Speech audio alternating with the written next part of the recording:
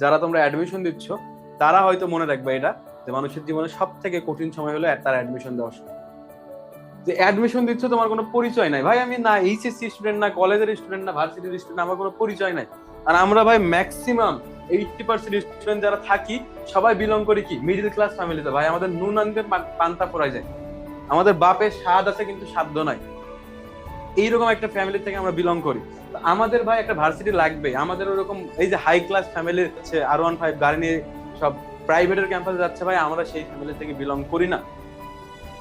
তো আমার বাপ যে টাকা উপার্জন করে খুব কষ্ট করে উপার্জন করে, যে আমি তুমি সবাই কিন্তু এরকম ফ্যামিলি থেকে বিলং করি, জীবনে আমাদের বহুত বড় হইতে হবে, না হইলে কোনো উপায় নাই। আমাদের কাছে দুইটা অপশন, হয় আমাদের চান্স পাইতে হবে, না হয় আমাদের চান্স পাইতে হবে।